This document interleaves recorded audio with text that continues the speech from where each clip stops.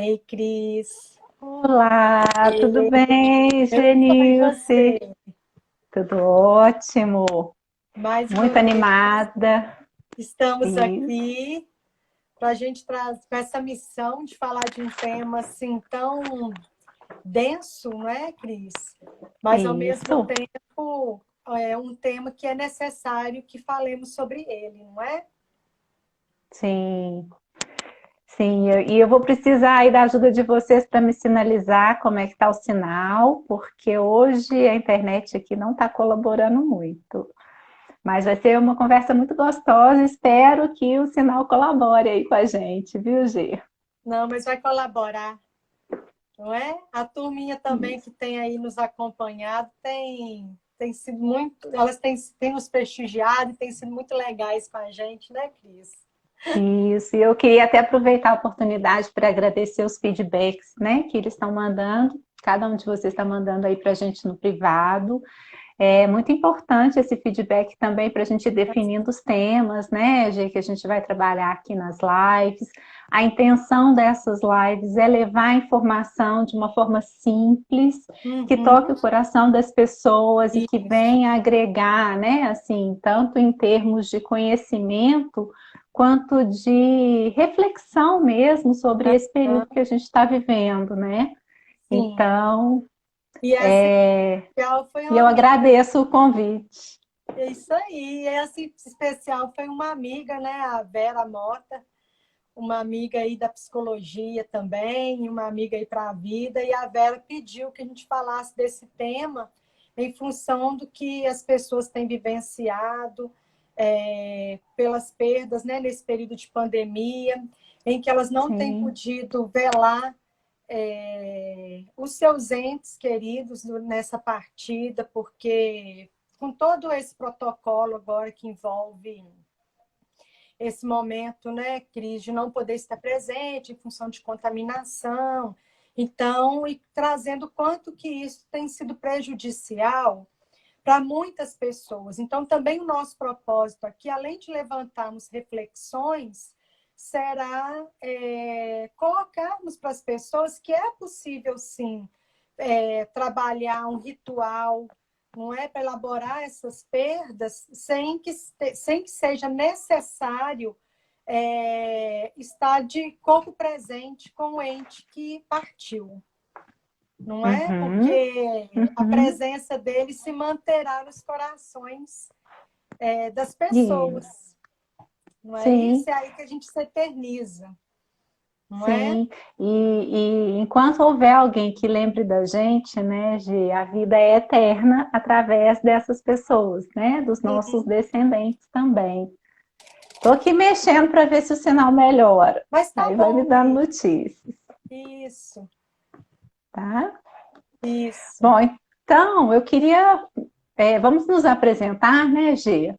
Aham. Pode começar.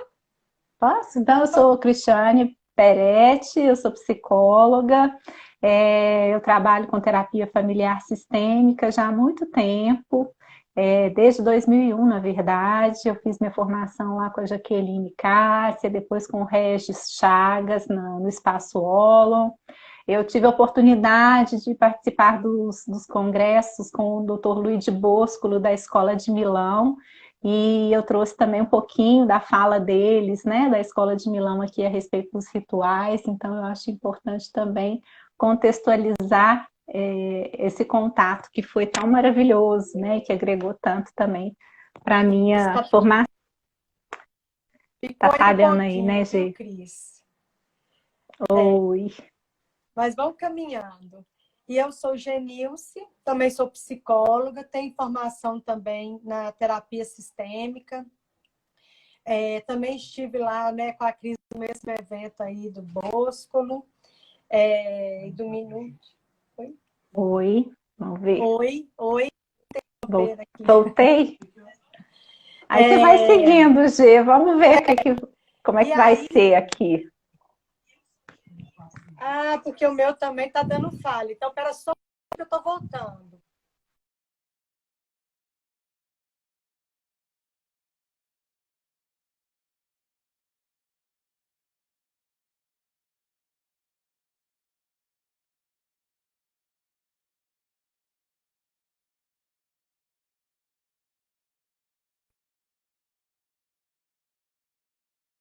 E quando eu penso nessa partido, Voltei. ela... Oi, Deu aí, Cris?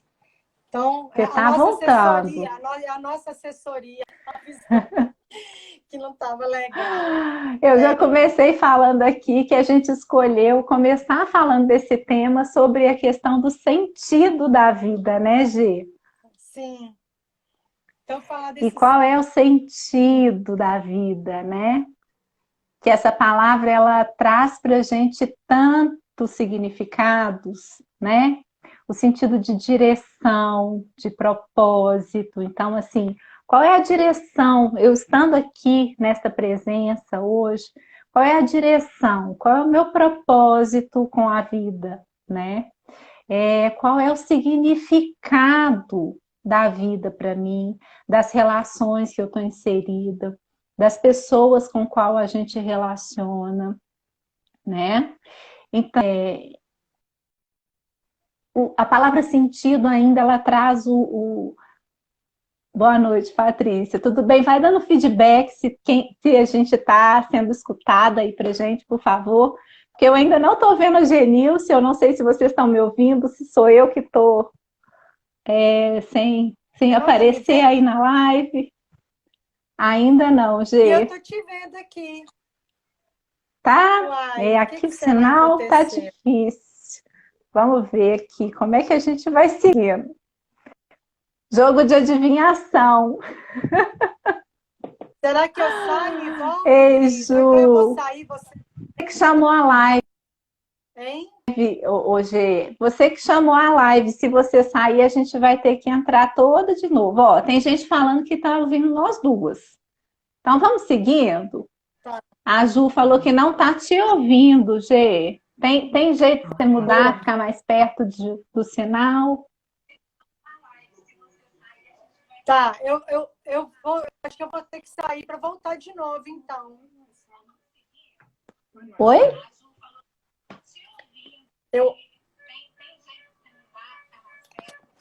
Estão falando aqui que você que não está aparecendo, Gê.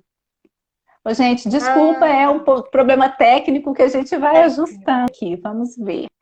Vamos ver. Vê se você consegue ficar mais próximo do modem ou então põe no seu 4G para ver se melhora. Tá, um minuto.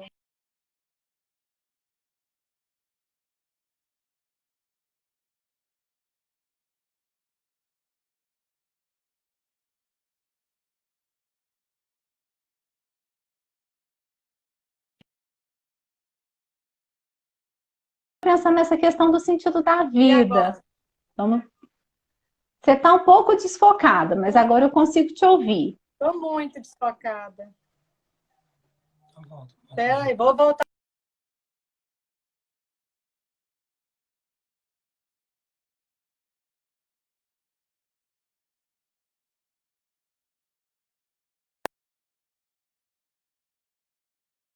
Né? E qual é o sentido que a gente dá para esses imprevistos também? Quando a gente está falando de vida e de morte, a gente está falando dessas incertezas, né? Que é a única coisa que a gente tem, são as incertezas. Qual é o sentido?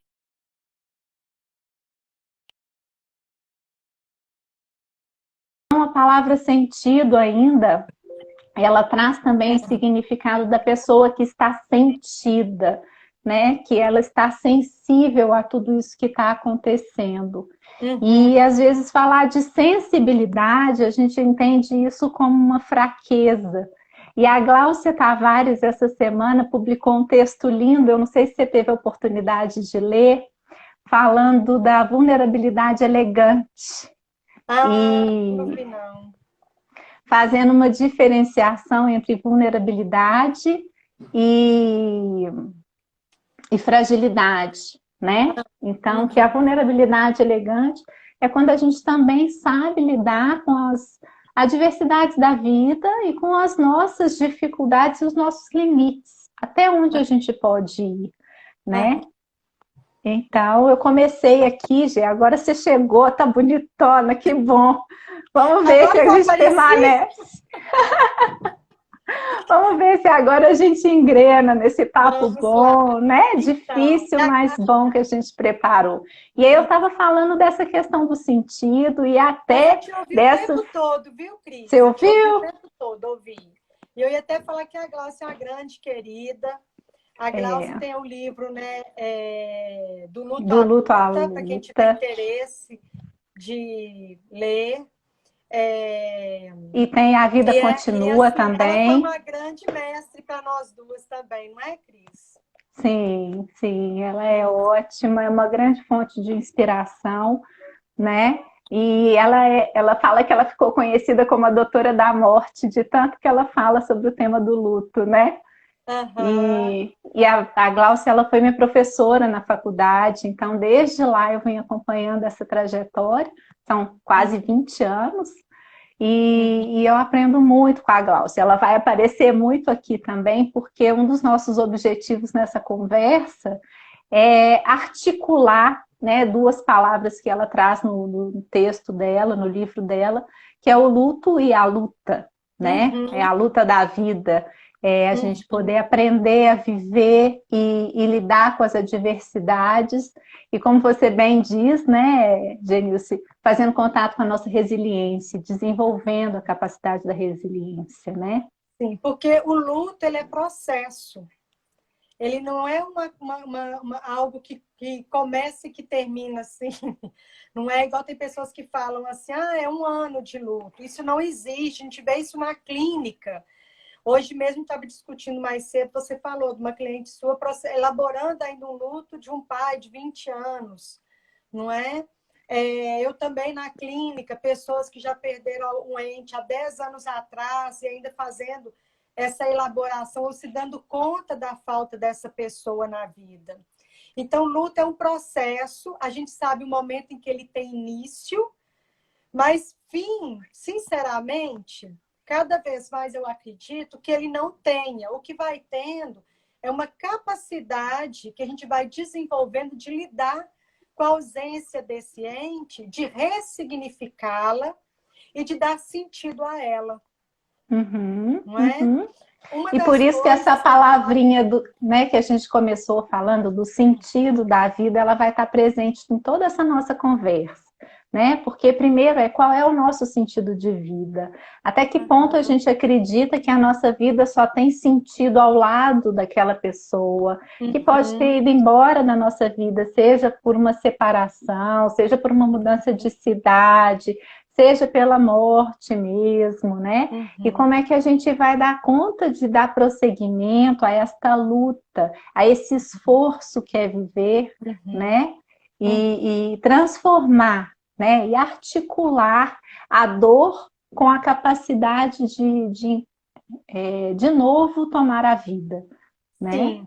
E aí o que a Glaucia fala sobre luta é que ela é a disposição para buscar e descobrir com dignidade a despeito das perdas. Então, a luta seria a superação, a transformação mesmo desta perda em algum ganho, pelo mesmo sentido da presença, da existência daquela pessoa na nossa vida, Uhum. né? E, E quando a gente também fala de perdas, a gente não fala somente das perdas que se dão por pessoas, mas as pessoas vivem outras perdas, não é?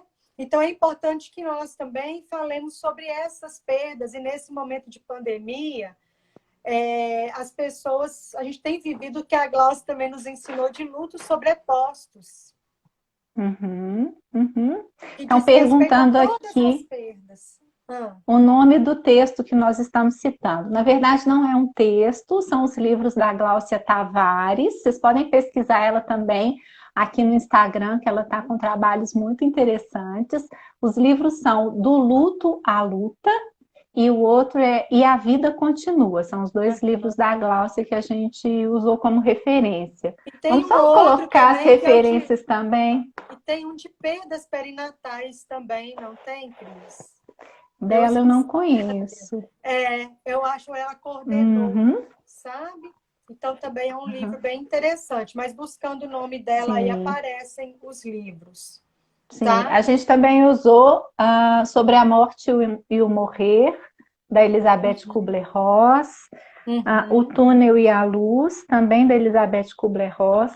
Também vale a pena para quem quer a indicação, os livros da Ana Cláudia Junqueira, ela trabalha com cuidados paliativos. E tem um livro dela que se chama A Morte, um Dia que Vale a Pena Ser Vivido. uhum, Se eu não me engano, é uhum, esse o nome. Livros aham. infantis, A E, Montanha Encantada dos Gansos Selvagens, A Rainha e o Vento, A História de uma Folha.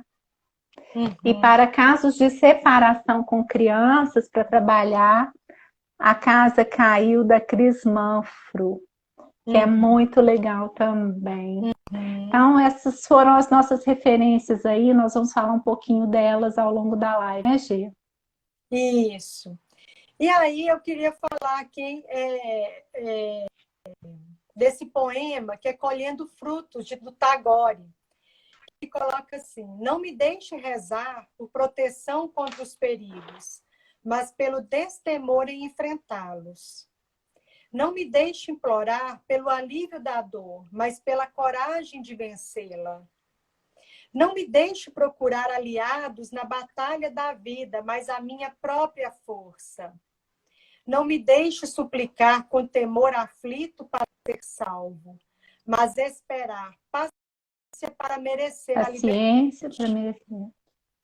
Não me permita ser Não me per... covarde, sentindo sua clemência apenas no meu êxito, mas me deixe sentir a força de sua mão quando eu cair.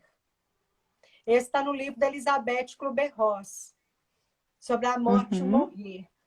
Então é isso, é a gente pedir para ter força, coragem e confiança no nosso potencial de superação, que isso aí é que é fortalecer o nosso potencial resiliente, não é? uhum.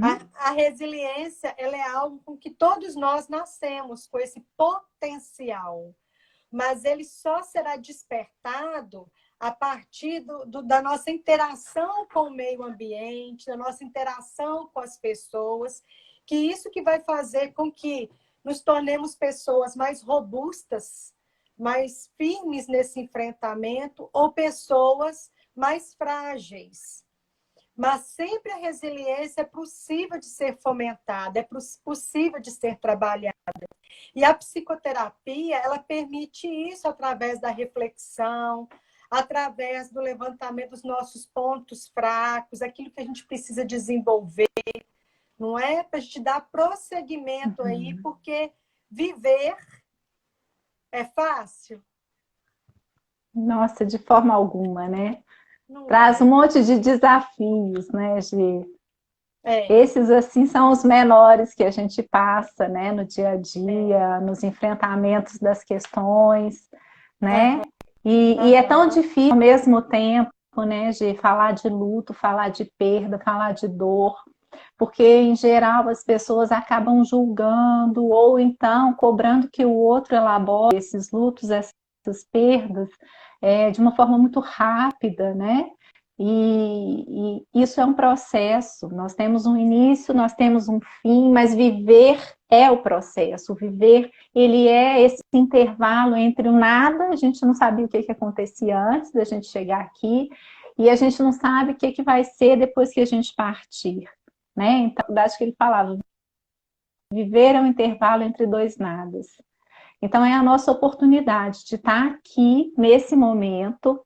E esse momento, tá me vendo, Gê? Tô te vendo direitinho. Eu que tô vendo que eu tô Eu, desfocada. eu peguei esse objeto aqui, eu tenho usado alguns objetos nas sessões, né, para representar que isso aqui é a representação da nossa vida, né? Todos os dias o tempo ele é implacável, né? Uhum. Então a gente acha que a gente pode ir deixando para amanhã para resolver muitas questões, para demonstrar todo o afeto que a gente tem pelas pessoas que são próximas a gente, para poder realizar os planos que a gente tem para o futuro, né? Hoje eu até coloquei aí no Instagram uma perguntinha assim: se você soubesse que você tem 1 ano de vida, o que que você faria? Né? Aham. Porque aí a gente faz contato com a nossa finitude. E quando a gente para pensar que a gente tem um tempo limitado para poder interagir, para a gente poder viver, aí a gente começa a pensar em aproveitar. Nesse momento de pandemia, apesar de todas as perdas, as pessoas começaram a se dar conta da falta que estão sentindo da vida que tinham, Uhum. né? Das E das pessoas. interações, das relações, das pessoas, né? Então, eu estava até falando mais cedo com uma pessoa que vão ter consequências ruins desse afastamento, sim, mas será também que a gente não vai voltar com muito mais vontade de viver, né? Muito mais vontade de aproveitar essas relações quando a gente tiver oportunidade, antes que o nosso tempo termine?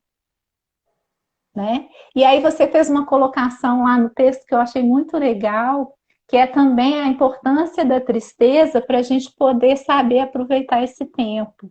Aham, aham.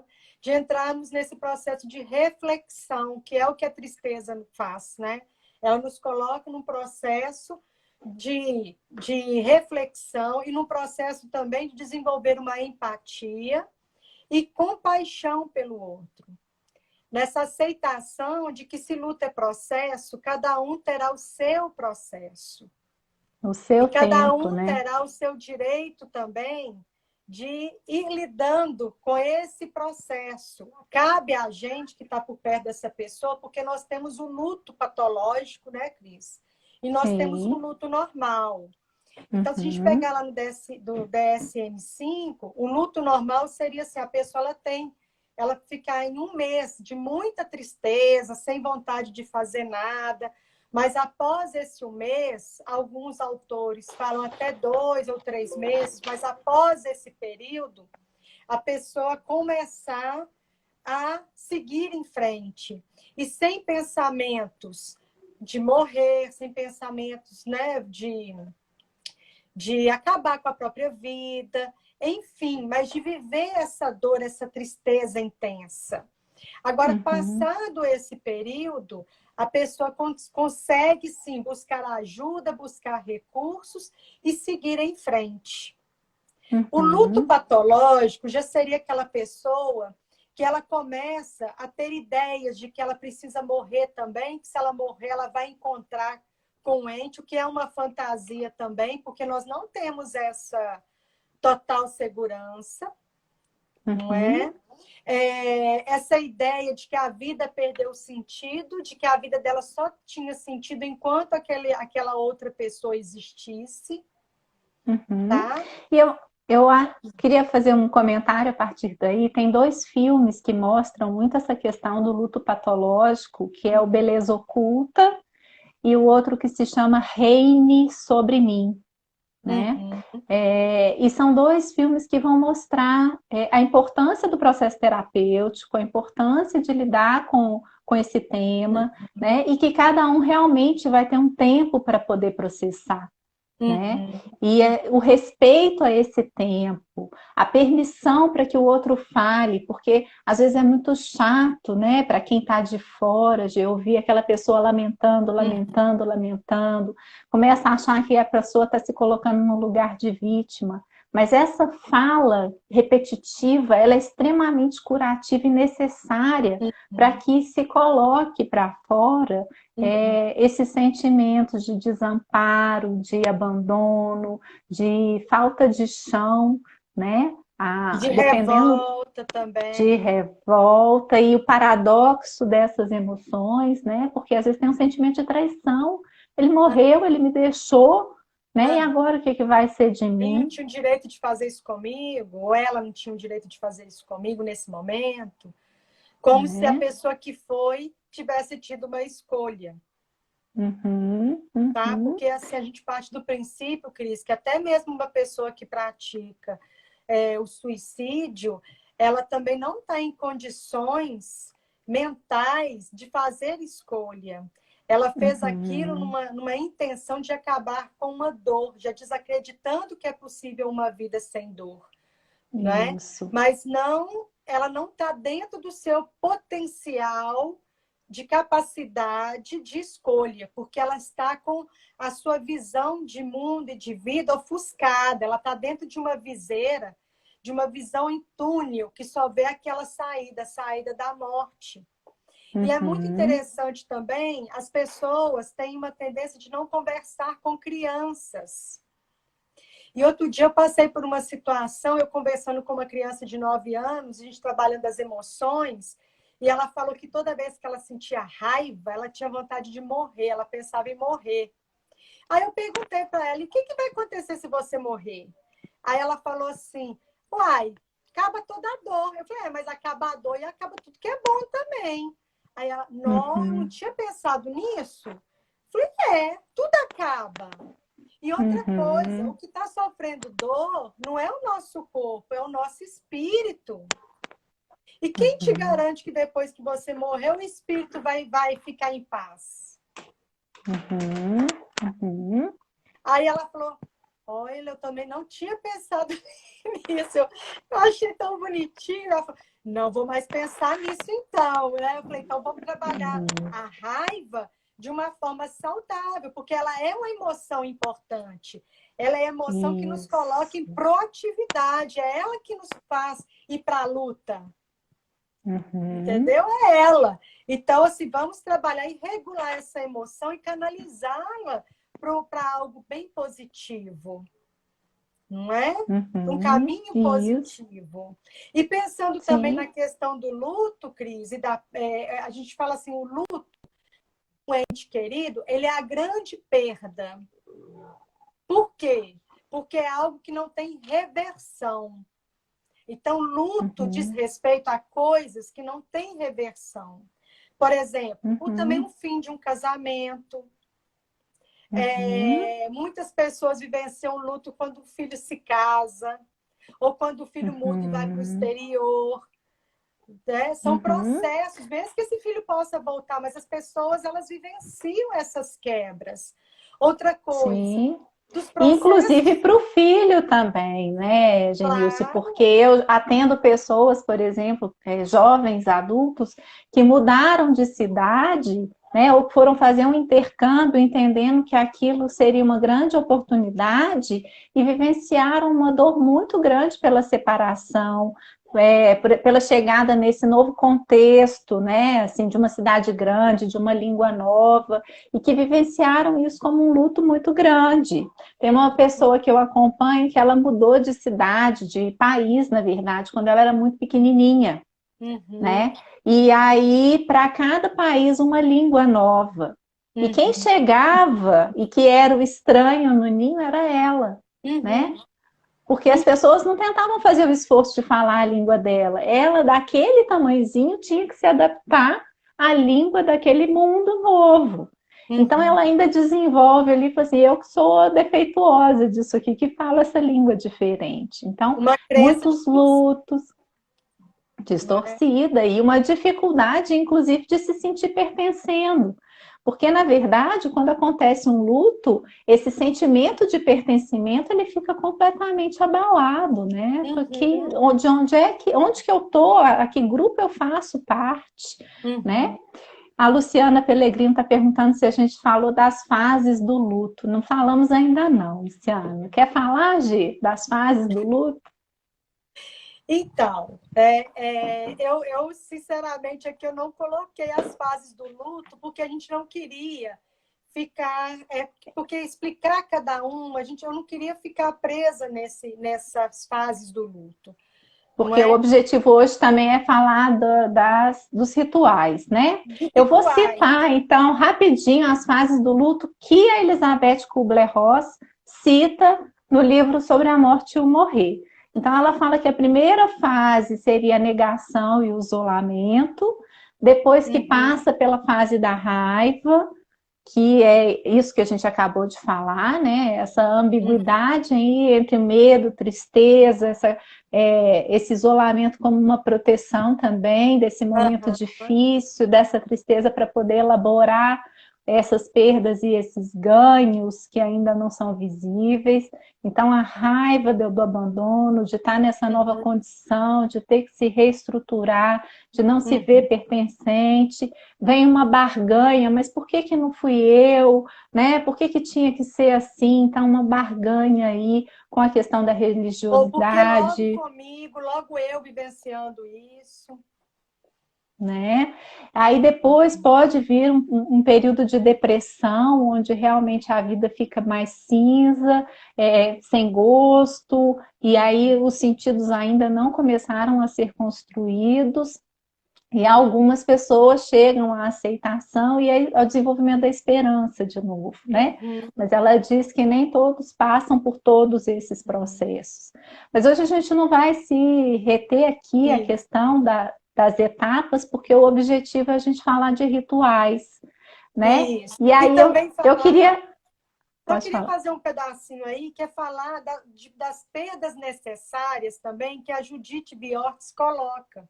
Também é um livro bem interessante para quem quiser buscar, né? E o que ela coloca é o seguinte, que perdas são partes da vida. As perdas são universais, são inevitáveis, são inexoráveis. E essas perdas são necessárias porque, para crescer, temos de perder, abandonar e desistir. Só que as pessoas nós temos um mecanismo de defesa da negação. Então, a gente não entende como perda. Nós sentimos uma dor, mas nós não percebemos esses ciclos como perdas.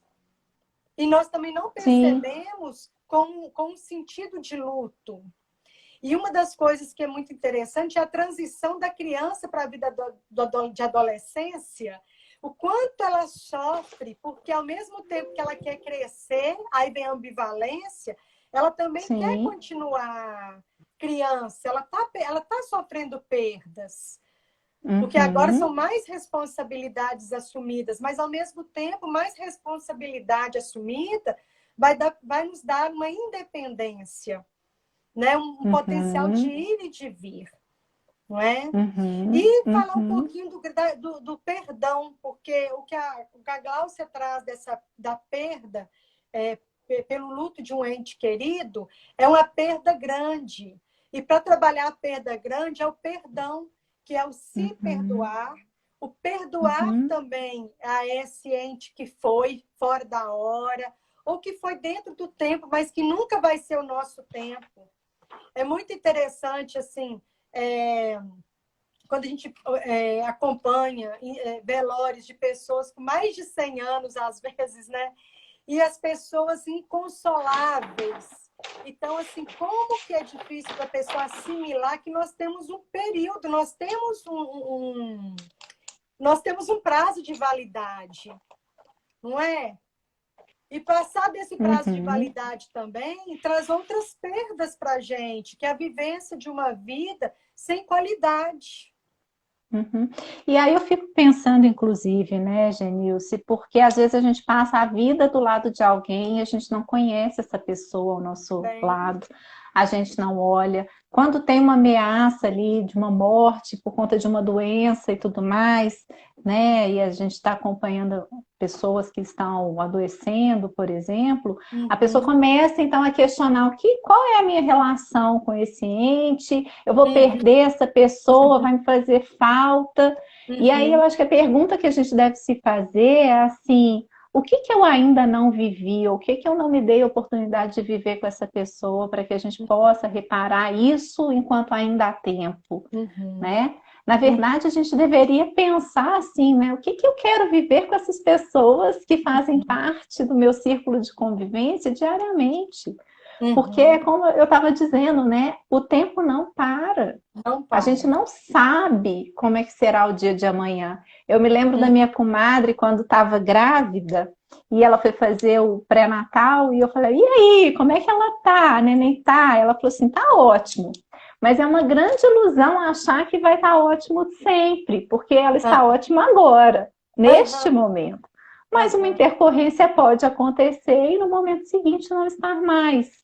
Então, é essa nossa necessidade de controle, é um falso controle, né, Genilce? Porque Na vida a gente não tem controle, por isso é importante a presença, a gente está aqui agora, né? E E como que nós demonstrando a estamos importância. acelerando nossas crianças também, sabe, Cris?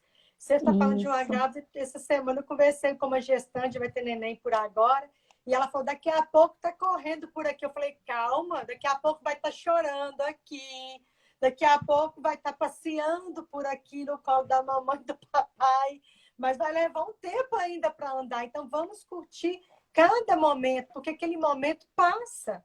E Ele é toda fase único. de uma criança em desenvolvimento, ela vai trazer desafios a serem superados, vai trazer desafios para os pais, mas também traz uma beleza de ganhos, não é? Sim, e É igual o pessoal muito. falar, os primeiros 15 dias do bebê, o quanto que é sofrida, né? Até você, toda aquela questão de sono, adaptação, ponta, etc., o primeiro mês. Mas eu falo, gente, mas é o período que tem um cheirinho mais gostoso. Porque passou o segundo mês, o cheirinho já transforma. Já não tem mais aquele Uhum, cheirinho de nenenzinho mais, não é? Então é uhum, isso. Então a vida é assim, ela está sempre em movimento. E uma das coisas que a gente uhum, trabalha muito também, Cris, é a questão da palavra pena. uhum, Que pena, quando eu falo assim, estou sentindo pena daquela pessoa, olhar para a pessoa com um olhar de pena, significa que você uhum, está dando para ela uma informação de que o sofrimento está tomando conta dela e que vai ser muito difícil para ela dar, para ela fazer a sua caminhada. Quando, na verdade, tem uhum, que olhar para a pessoa é com o olhar de você vai dar conta. Não, uhum, não está sendo fácil, não será fácil, mas eu acredito, eu confio no seu potencial de que você dará conta. uhum. E E aí eu tive uma passaremos comadre também juntos, que né, passou pela pela, viuvez. E aí ela pela falava assim, estrada como que aí. vai ser? Como que vai ser com os meninos? Eu falei assim, vai ser como serão qualquer criança na idade dele. Só que eles têm algo na história dele. Essa pessoa não será suprida, eles vão ter sempre a memória desse pai, mas outras pessoas farão esse papel também. E eles têm uma mãe forte e uma mãe guerreira.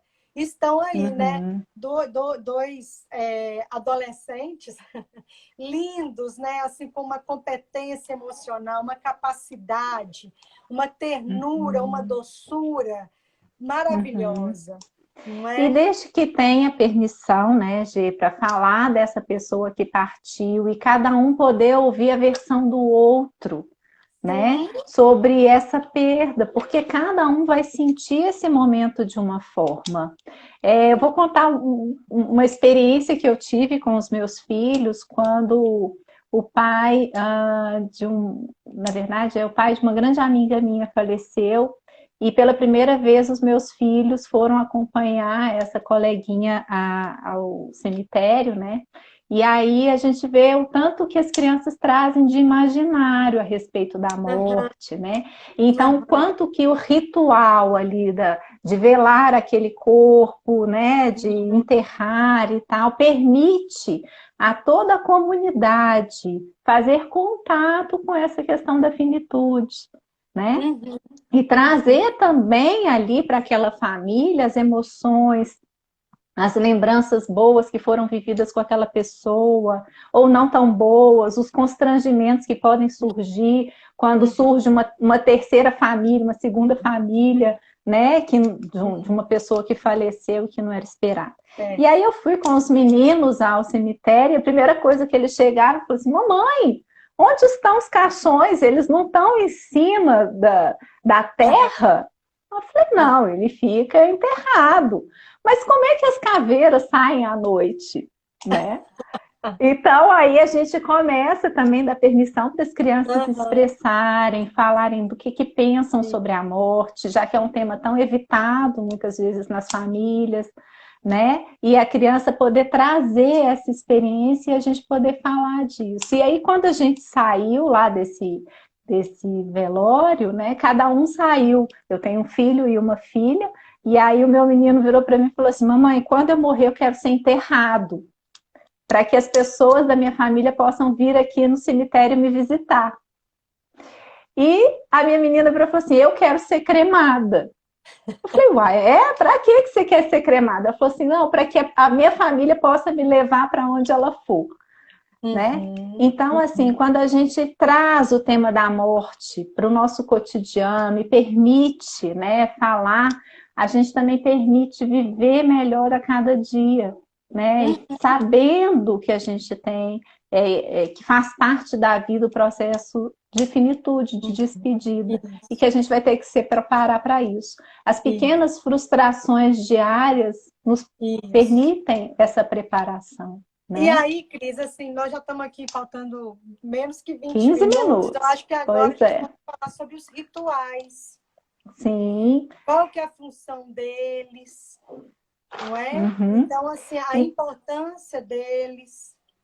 Você quer falar? Então, posso falar. A importância dos rituais é porque eles agregam muitos símbolos, né, Genice? Então, Uhum. quando a gente pensa, e os rituais, eles não são só os rituais de despedida, eles são os rituais gerais da vida.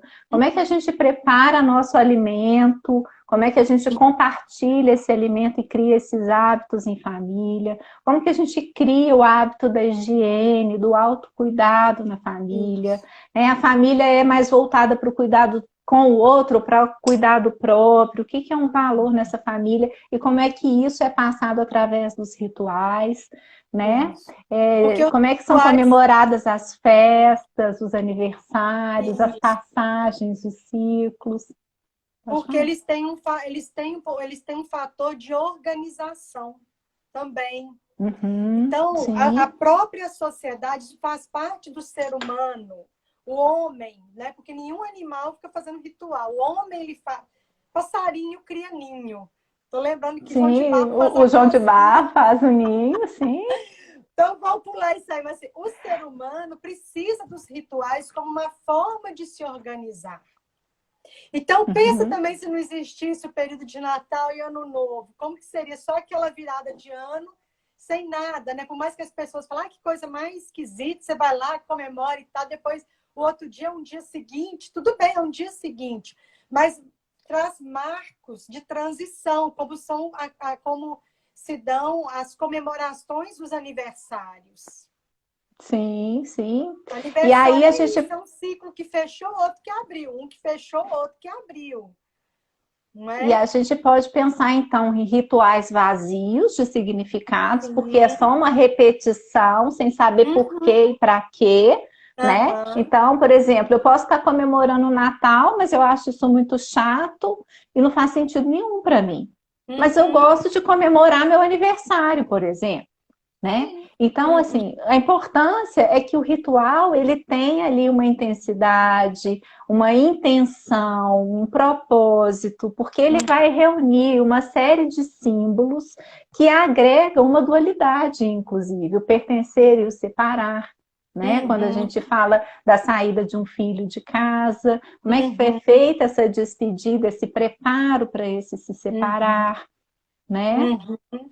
As Então, próprias festas, né, para quem vai para o exterior, aí todo mundo faz uma festa, é uma para ir, outra para voltar, não é? As sim, festas sim. para receber, de recepção mesmo. Então, os rituais, eles têm essa função. E os rituais, no caso de elaboração de luto, eles também terão uma função catártica. Eles permitem a catarse, eles permitem que você entre em contato com as emoções, independente de quais Uhum. sejam elas, não é? Uhum. E Então, permite assim, expressar de forma intensa essas emoções, né? E compartilhar com o grupo esse processo de elaboração. no livro Perdas e Ganhos, da Lia Luft. Luft, tem um ritual Uhum. lindo que ela fala assim que ela fez a vida, ela dedicou a vida aos filhos, até uma hora que ela volta para o mercado de trabalho. E aí, a primeira vez que ela viaja a trabalho, e ela fala que ela foi sentindo uma coisa tão diferente dentro dela, que ela tomou a decisão. Ela entrou numa joalheria, comprou um anel, colocou no dedo e falou: essa é minha aliança de compromisso comigo mesma. De que a partir Isso. de hoje eu olharei para mim. De que a partir Uhum. de hoje eu me valorizarei e validarei o meu potencial porque ela Uhum. tinha esquecido desse lado dela. Então, as Uhum. mães também precisam, em algum momento, fazer esse pacto de retorno com elas, porque elas ficam numa vida totalmente dedicada aos Sim, filhos. Então, isso é um sim. momento também foi um ritual muito interessante que ela fez com ela mesma e que deu uma organização para ela a partir daí, não é? Sim, sim. E aí, O livro da Solange Rossé também, o Isabel Augusta, traz uhum, o processo, o ritual, né, de adesão da menina que foi adotada na família, né? isso, Então, através de uma joia familiar, eles fazem todo um ritual para ela ser incluída ali na família, uhum, né? porque ela havia Então, sido assim, adotada, mas isso não tinha sido trabalhado. E tanto sim, ela também de adotar aquela família e ser isso. adotada pela família. Por isso que o ritual ele é importante, porque vai trabalhar em cada pessoa a sua Uhum. parte, né, na forma e na manifestação das emoções e do entendimento daquelas circunstâncias. Né? No processo de adoção, os pais podem entender que estão fazendo um bem para aquela criança, mas quem é que para ouvir a dor daquela criança? O Isso. quanto é difícil para a gente dar conta de ouvir a dor do outro, né, Gi? Outro Uhum. dia, num grupo que eu faço parte, uma colega manifestou a perda de uma pessoa muito significativa. E todo mundo de cara já foi falando para ela assim: não, fica tranquilo, vai passar, você vai superar isso logo, né? Então, assim, você vê que também não tem aquele acolhimento, entendimento de estar junto e falar assim: olha, estamos aqui junto, vamos enfrentar isso, pode falar da sua dor, eu estou Me aqui só sinta do seu ouvidos. lado, como você está, e perguntar, não é? E foi justamente a partir daí que a Glaucia também desenvolveu o app, porque ela falou que ela Isso. precisava de um espaço, ela e outros amigos que haviam passado pela grande perda, de poderem compartilhar essa dor, porque eles viram que ele estava enchendo o saco das outras pessoas. E ali era o momento em que eles se Uhum. encontravam. Eu já acompanhei alguns encontros e a gratidão das pessoas era essa. Aqui eu posso falar do meu ente querido sem também sentir culpa ou algum peso em relação ao outro, não é? Mas Sim, também tem os rituais de nascimento. tem. E Deixa eu aí eu só quero falar antes, contar.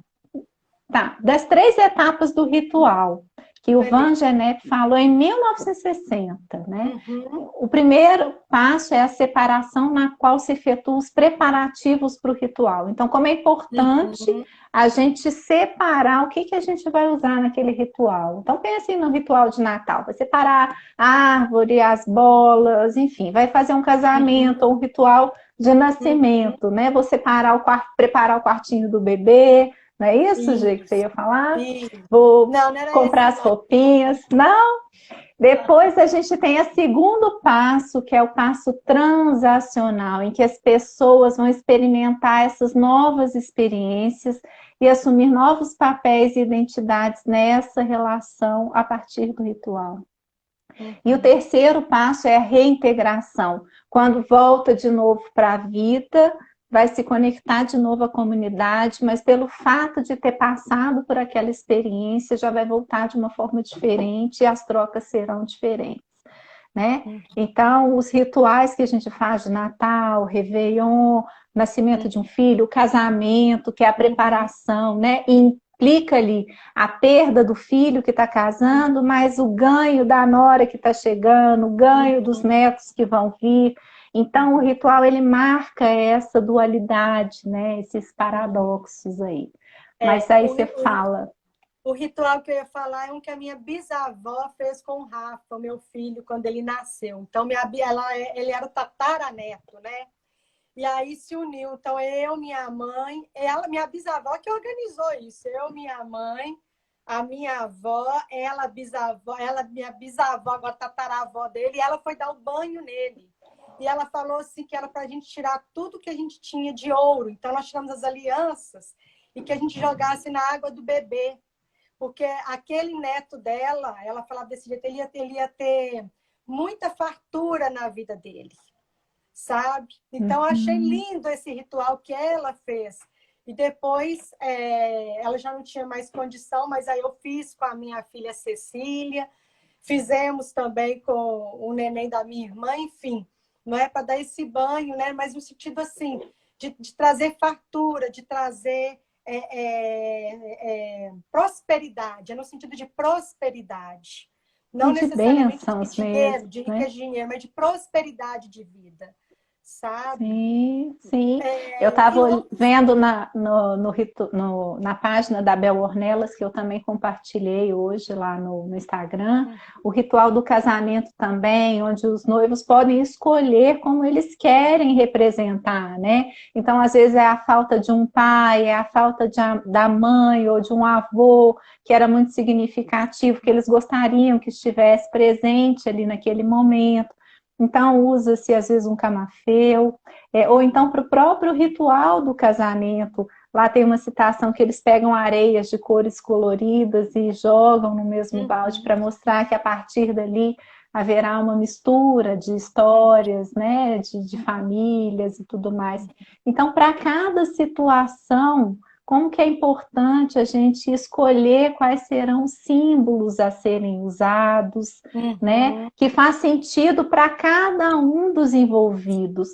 Isso já possibilita a primeira conexão para poder falar dos valores que são importantes e querem ser compartilhados ali.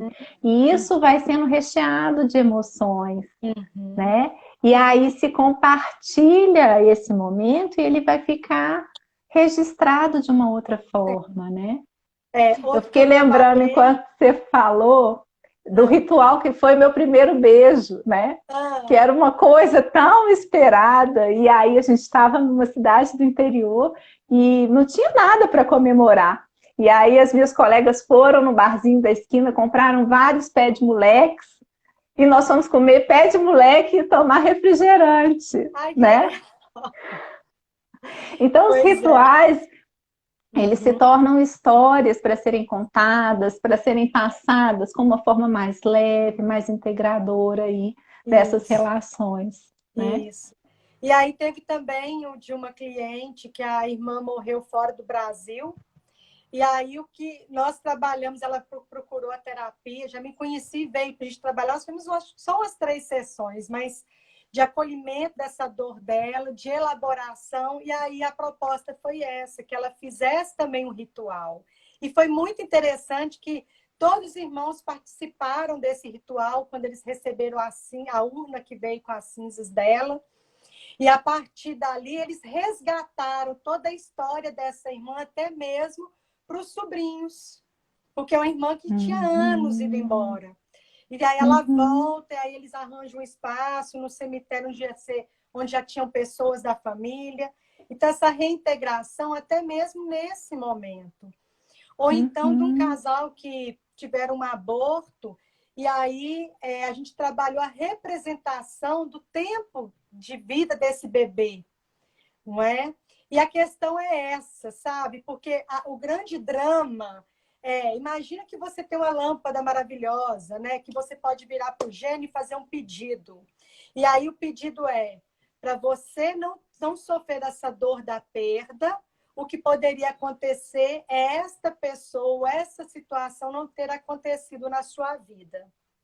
Você faria essa troca? E até hoje, Cris, nunca ninguém falou assim, eu faria. Eu preferia não ter conhecido, eu preferia não ter engravidado, para não ter passado por essa perda, porque mesmo que sejam momentos, foi vivenciada a felicidade, foi vivenciada a alegria, e aí a gente trabalha a gratidão por aquele tempo de existência dessa pessoa na nossa vida. E o E tempo se não tivesse também passado, né, Genilce, provavelmente a gente não estaria aqui, se foi a perda, né, por morte de alguém, de algum ancestral. Se qualquer um deles não estivesse ali naquele lugar, provavelmente nós não estaríamos aqui hoje, né, falando. Então, e mesmo com uma as das coisas que faz a vida adversidades, ser linda mesmo é com a as finitude. dificuldades, exatamente. E falando do livro da Simone de Beauvoir, né? Tem um livro dela Isso. que ela escreve sobre um homem que ele não morria, né? Ele era imortal. E a angústia dele de não ver gerações e gerações, então ele viu todos os ancestrais dele morrendo, depois todos os descendentes por gerações e gerações morrendo, e como que a vida perde o sentido quando nós não temos ali esse tempo final de despedida também, Isso, né? isso.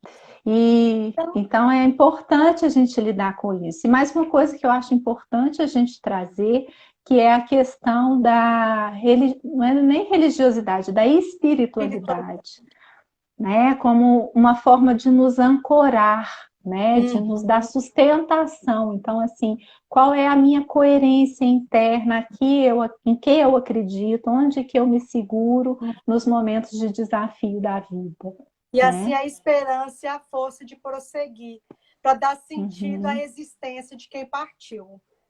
Porque se eu Isso, deixo também, exatamente. se eu paraliso a minha vida, eu estou pondo na conta daquele ente uma culpa, uma responsabilidade pela paralisação da minha vida. E não é por Uhum. aí. Ele teve aqui o Uhum. tempo dele, agora é a minha vez de seguir em frente e fazendo essa pessoa se manter viva por esse período. Nós vamos ter que Uhum. agradecer, né, Cris, a Nós presença temos de 3 minutinhos. Isso. que está Muito aí com a bom, gente, Gi. não é? Porque assim, com essas intercorrências aqui, estiveram aí firme aí, nos prestigiando, nos motivando. E eu espero que essa live, de muitas outras coisas que a gente tinha para falar, né, Cris? Eu acho Nossa, que tem nem uma falta o tonelada texto, de coisa aqui. que nós preparamos, mas assim, que tenha trazido novas reflexões, de pensar de forma diferente, de enxergar por outros ângulos. A gente tem uma tendência de ver as coisas só de um lado e não pensa como que seria a mesma visão de um outro lado dessa história, Uhum. não é? Uhum. Tem pessoas aqui perguntando se a live vai ficar salva. Sim, vai ficar salva no canal da Genil. Se eu vou salvar lá no meu Você canal do também. YouTube também, Cristiane Peretti e Genilce Cunha, né? Isso. E a E aí, gente agradece a presença de todos. Eu quero também falar, Gê, que eu e a Camila estamos. Amanhã vai sair uma surpresa aí, que nós vamos lançar um curso que se chama Afetivamente. Então, ó, amanhã, lá no meu canal e no da Camila, corram lá para conferir esse novidade. curso, essa novidade, esse workshop que a gente está preparando com muito Delícia. carinho aí para compartilhar um pouco mais com vocês.